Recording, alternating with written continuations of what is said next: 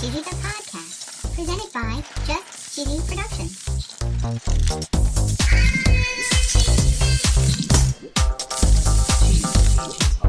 Hi there, I'm your host Fondue. Cheesy here. In this week's episode, we're still talking about flavor. Ooh. We're going to learn about a few cheese tasting guilds around the world. Whoa. We learn about tasting science and the triangle test. Wow. We learn about Flavor-Flav's attempt to save Red Lobster. Go Flavor. And of course, as in all of our episodes, we're going to tell a very cheesy joke. Ha ha ha joke. Stay tuned for part 2, Flav, on Just Cheesy, the podcast.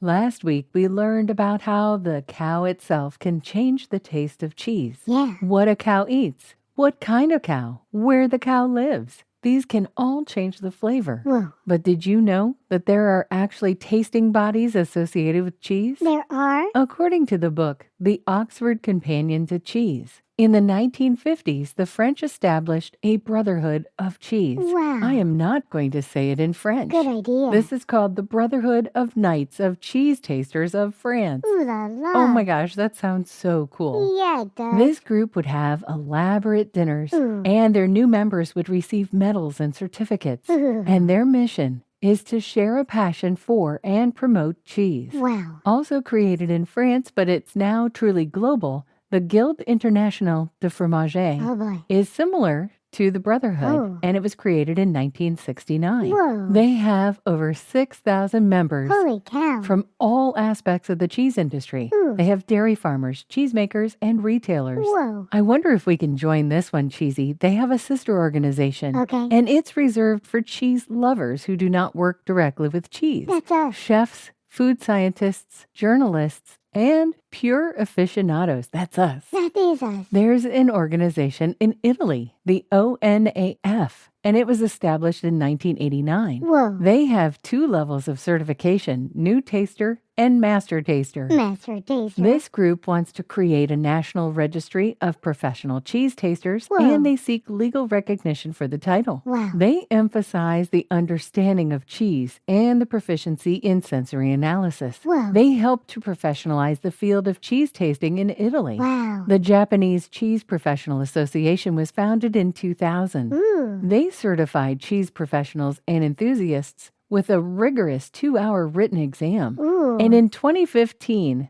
almost 2,700 people had earned the title Comrade of Cheese. Ooh, wow. The American Cheese Society launched its Certified Cheese Professional exam in 2012, Whoa. and that's to ensure high standards in the rapidly growing U.S. cheese industry. Oh, boy. This certification is available to those with over 4,000 hours of relevant experience, Ooh. and it covers all aspects of the cheese industry. Whoa. There were more than 600 professionals in 2016 from the U.S. and Canada and Europe that have earned the certification. Wow. This one's pretty serious. It's valid for 3 years, and it requires recertification. Holy cow. The Brotherhood of Knights of Cheese Tasters of France is not a sponsor, Aw. but if they were, their ad would go right here.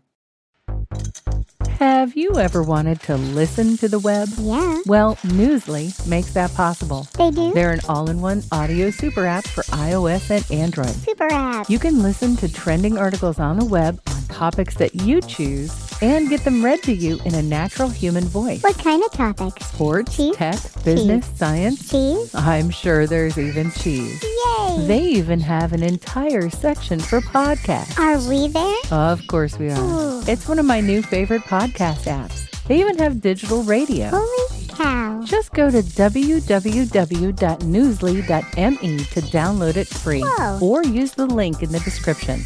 If you use the promo code CHEESY, Cheesy. that'll get you 1 month free premium subscription. Yay. Newsly. Now, back to the podcast.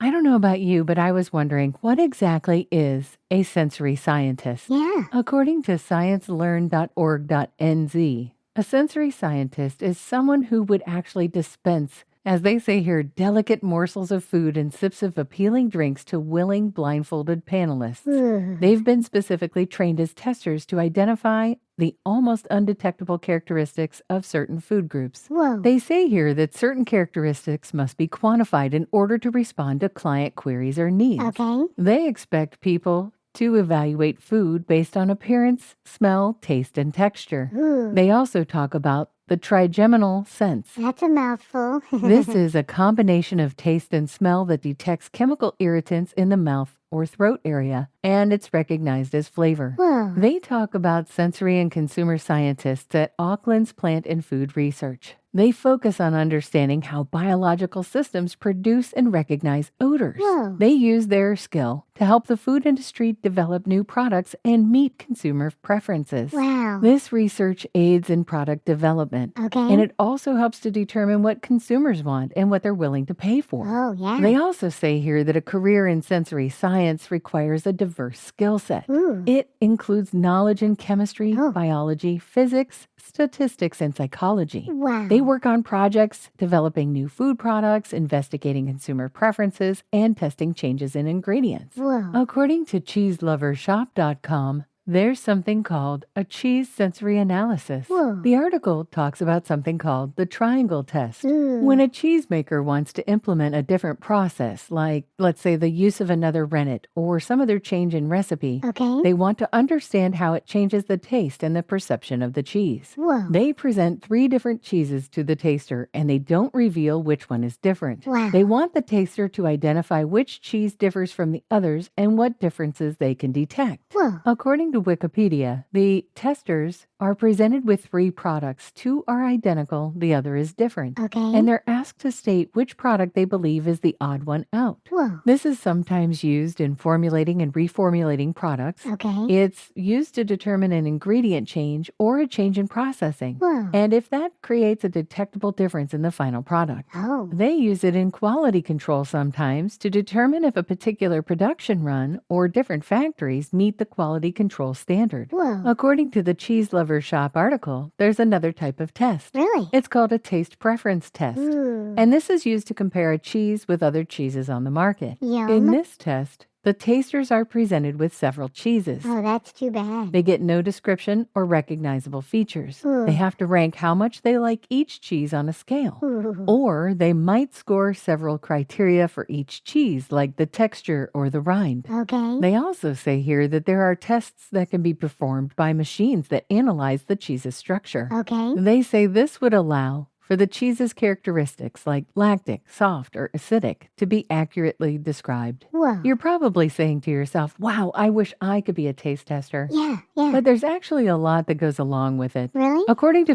foodandwine.com, you have to have palate training. Really? When they say here if you're tasting candies, soups, or fine wines, you'll need a complete in-depth palate training. Whoa. This allows you to identify specific tastes. Okay. And they'll also help you learn different kinds of mouthfeel. Ooh. They give a description here. Okay. And it says, we had aroma jars with different attributes and worked on creating the sensory memory of the different flavors. Whoa. This taster underwent 6 months of training. Holy cow. She was trained to identify and refer back to specific tastes, textures, and other aspects of the ingredients that they use. Whoa. She said it was more intense than people think, Yeah. and some people do drop out of the training process. That still sounds cool. It's time for my favorite segment. This week in cheese. According to usatoday.com, Flavor-Flav tries to save Red Lobster and the delicious Cheddar Bay biscuits. Go Flavor-Flav. Flavor-Flav posted on X and said, "Your boy meant it when I said I was going to do anything and everything to help at Red Lobster and save the Cheddar Bay biscuits. Yeah. I ordered the whole menu." Whoa. The seafood chain has filed for bankruptcy and it closed multiple restaurants in the last few weeks. Aw. They officially enlisted Flavor-Flav Nice. to help announce that Crab Fest was back. Whoa. And he said he's just trying to help save one of America's greatest dining